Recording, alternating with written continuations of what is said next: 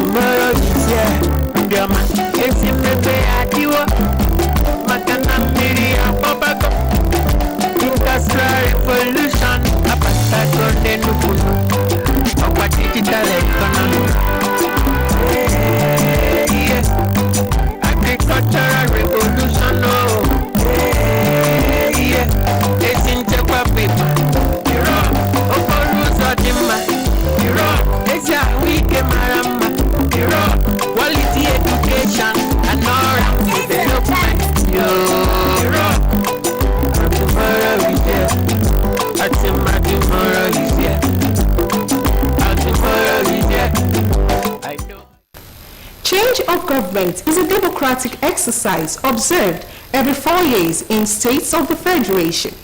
In Enugu State, the occupant of the Lion Building is Governor Peter Mba, who, upon assumption of office as governor a few months back, commenced the business of governance, and we shall, on this new episode of the program, highlight some of the activities of the Enugu State government under his leadership. You are watching Lion Building in action, reaching you on Nigerian Television Authority, NTA Enugu. I am Chika Ugu. Stay tuned, I'll be back shortly.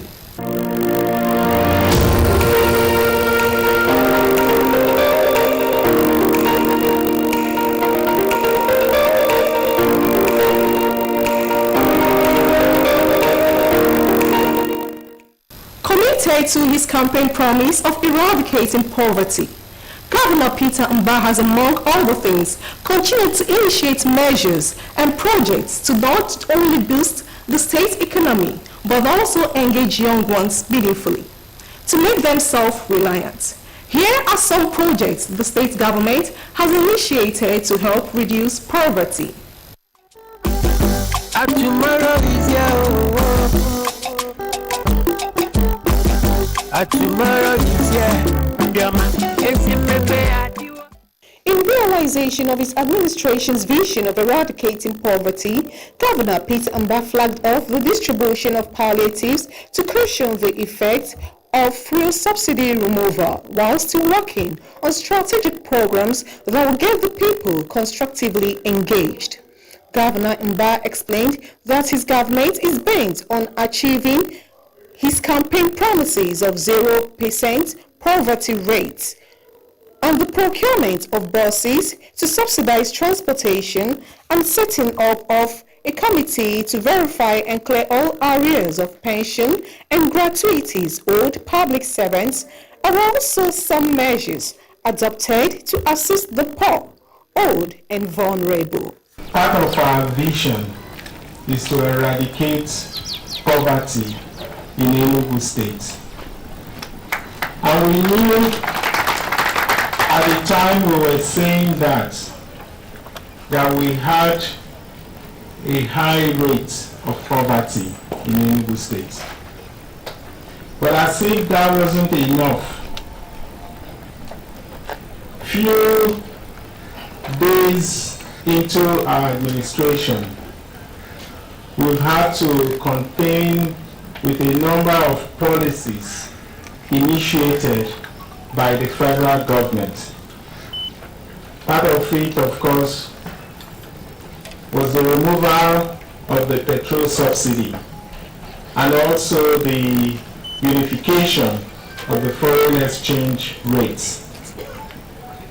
Obviously, what that meant was that the people we have in our poverty bracket would suddenly expand, because what happened with those policies is that our purchasing power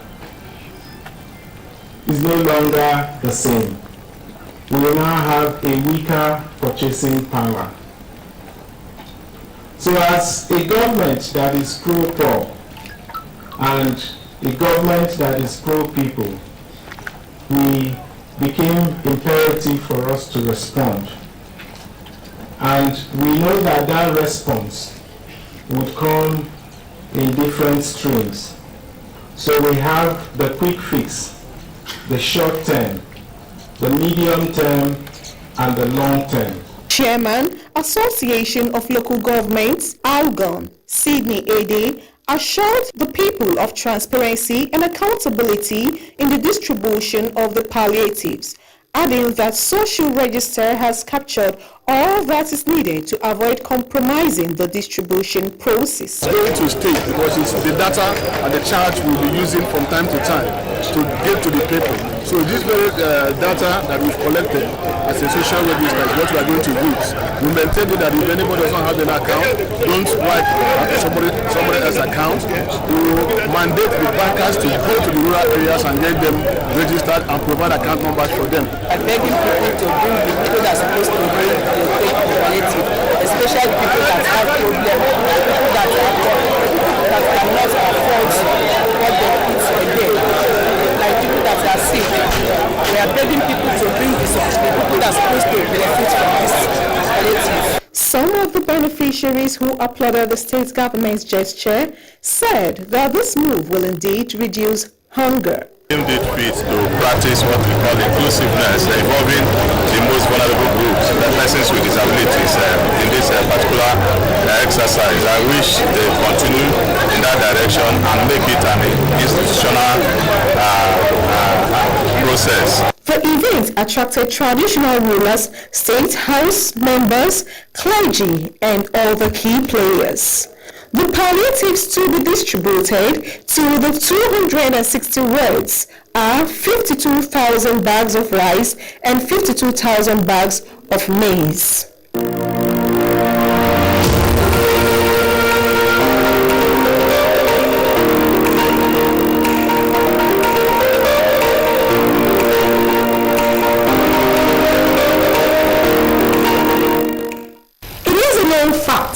That one of the key drivers of Governor Peter Mbah administration is to ensure adequate security of lives and property, which will in turn promote economic growth. In line with this, the state government has decided to deepen its relationship with some federal agencies known for not just maintenance of law and order, but also protecting lives on major roads. Please take a listen.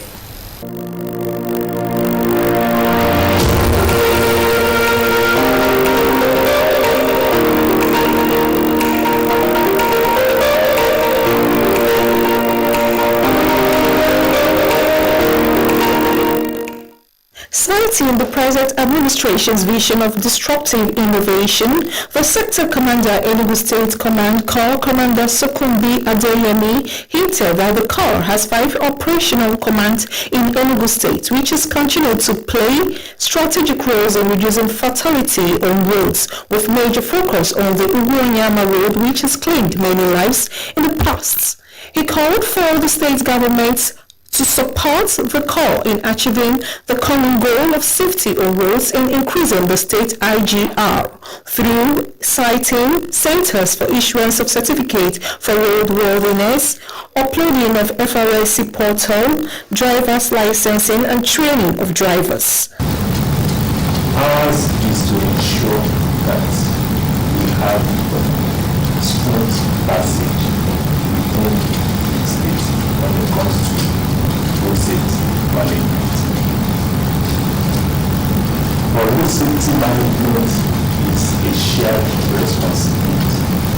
A shared responsibility in the sense that we need the buy-in of the state government. Most of the things that we can't do it alone. We need state government, we need the media, we need corporate organizations, and we equally need individuals, so that all of us do the same thing, can achieve what we set out to do. Our strategic goal this year, our corporate and strategic goal is to ensure that we reduce fatality and injury by 5%.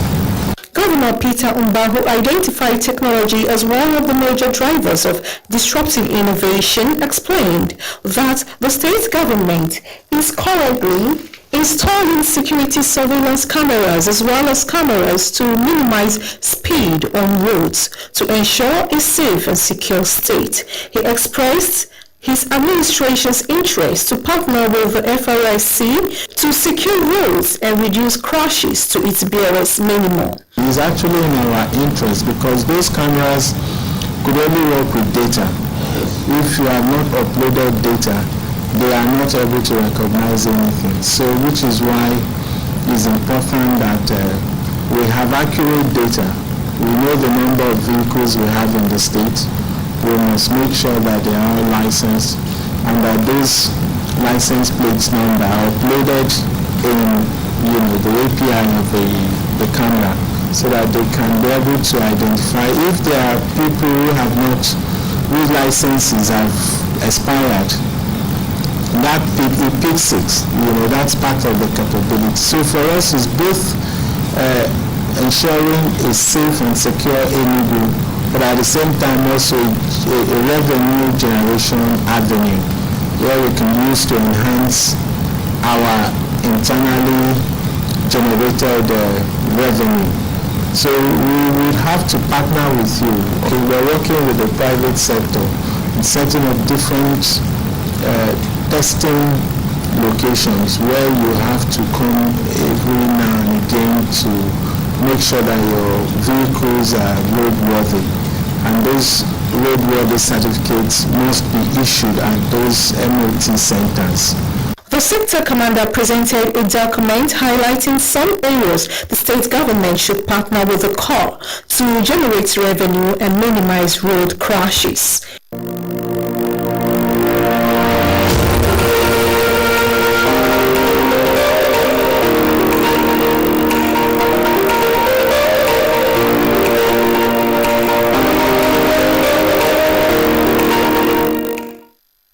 The 28th Commissioner of Police in Enugu State, Kanayo Uzobu, was emphatic while assuring residents of the state of guaranteed security of lives and property. He promised to restore the state to its past glory of a peaceful, secured and conducive environment for business. According to him, it will no longer be business as usual for criminals, as the command is marching words with action to deal with all unrepentant criminals in the state. The man of action is what to see and a man of war. Yes, actions are students. Still good for me. I'm not taking back. We'll see what I will do. Yes, I'm here today to thank my excellency for letting me know who I am and know what I can do for the state. And to restore the glory and dignity of the state. I want to state my own vision and mission to ensure that the people here in the state will sleep with their two eyes closed. I want to assure you that visitors here, people who are here, will sleep with their two come here to the state. The Hogenians, I know this is a home of tourism, should come here and do their holiday. I want to state where the people will come here and do their businesses. There's a great job opportunity for our civil population. I want to have a state where a sense of belonging and unity in diversity. This is my motto and this is my vision and mission too. I want to, with my watch, to accomplish in the state. Commending the Nigerian police for its dedication in the fight against insecurity, which has made Enugu State now secure and peaceful. Governor Peter Mba, who identified insecurity as an impediment to growth, explained this as the reason his administration is bent on tackling the menace. This, he said, will also address unemployment and ensure wealth creation. The governor expressed optimism that the new commissioner of police will build on the commendable works of the police in the state and sustain peace following his track record. With the resolve you have taken here today, we have no doubt in our mind that is now a phase that belongs to the past, and we will not want to ever be known for that. And in order for us to deal with the non-kinetic approach to these fragilities, we need peace and security, because you cannot have sustainable development without peace and security. So if we must address the unemployment, if we must address and eradicate poverty, we must enable a peaceful and a secure environment for these businesses to flow and for the investments to come. So security is critical. It's critical to everything, which is why if you look at our manifesto, it's the first item in our strategic program, peace and security. That we must guarantee and that we must ensure that they exist. So we are indeed delighted that you have come with a similar mission to boost what was already gaining very strong traction amongst your men. I also want to take this opportunity on behalf of the government and the people of Enugu State to commend your men, to commend those you have come here to meet, because they have worked tirelessly to support the government and the government quest and the government funds to ensure that measures are put in place for the protection of lives and property. So we commend them greatly, and that we're also excited that you are now going to also build on that and to finally bid farewell.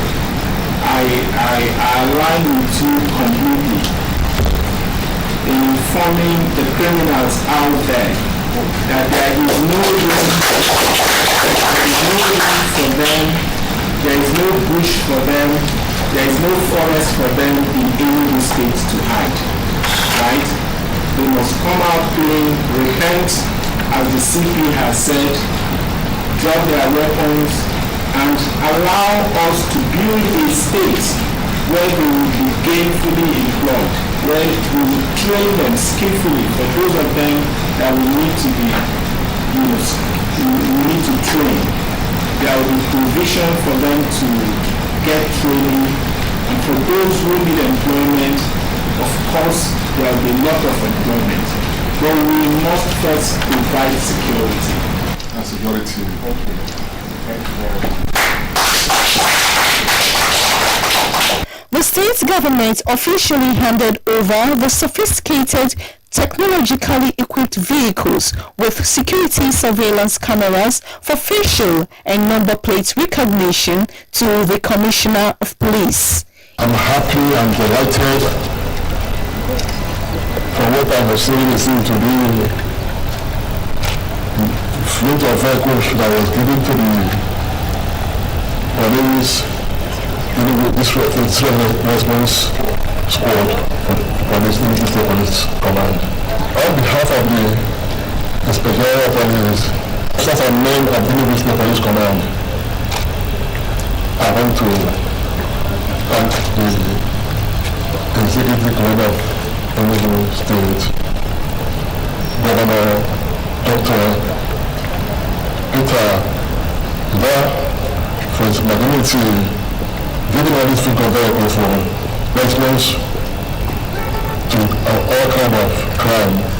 Sincerely, I am so happy and very grateful. I want to assure the state of security guarantee. With this vehicle will give it to us, I can assure the people of the state our fight for criminality, all kinds of crime will be highly phenomenal.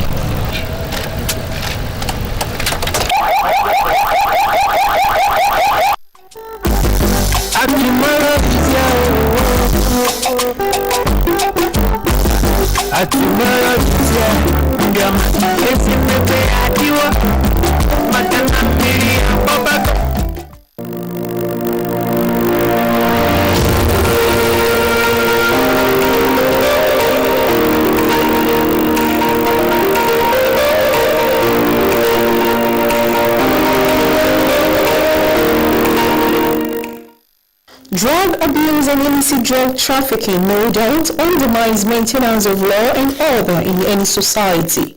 affects the economy and increases the rate of criminality, raising the NDLEA is resolute and committed in the fight against drug abuse.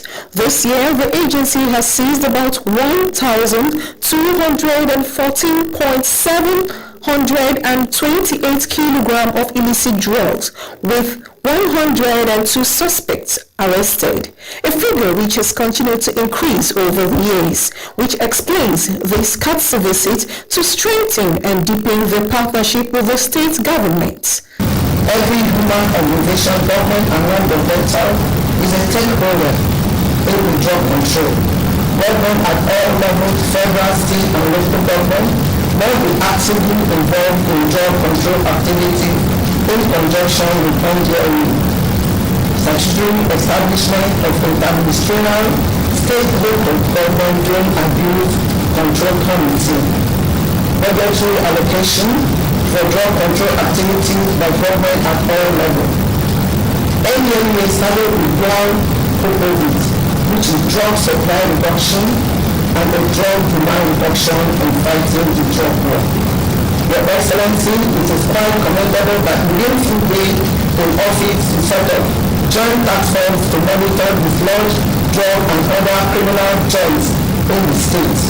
We also played a very important role by championing the commemoration of 2020 United Days in Enugu State, even when we were not the governor of the state. For any society to achieve sustainable economic growth, a vibrant workforce is needed, and this cannot be achieved if the young ones are under the influence of drugs. In line with this, Governor Peter Mbah called for more sensitization in schools, urban and rural areas, and the need for the NDLEA and state government to come up with strategic programs to win the war. Understand the clear connection between economic growth and having a vibrant workforce. So which is why we are certainly interested in your activity, and we are going to continue to support your activity. We know that part of what you are doing also has both the kinetic and the non-kinetic approach. And we see a lot of partnership with you in the non-kinetic approach. So the training side of things, how do we raise awareness? How do we use the community structures we have, the community-based organizations that we have, to raise awareness within our young people so they understand that doing drugs, it's dangerous, not just dangerous in terms of their health, but even in terms of their growth as human beings, career and all that. So we need to partner with you and to also make sure that we get you involved with those structures we have in our various communities, even in the urban area. The governor also reiterated his administration's commitment to engage youths in the state skillfully and looked forward to a cordial working relationship with the NDLEA.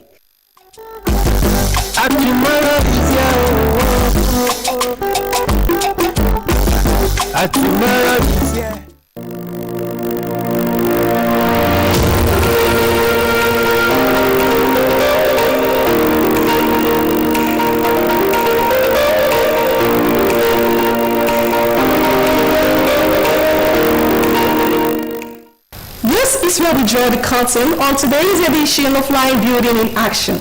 Join us same time, same station next week, God willing, for another interesting package. Thanks for watching and bye for now.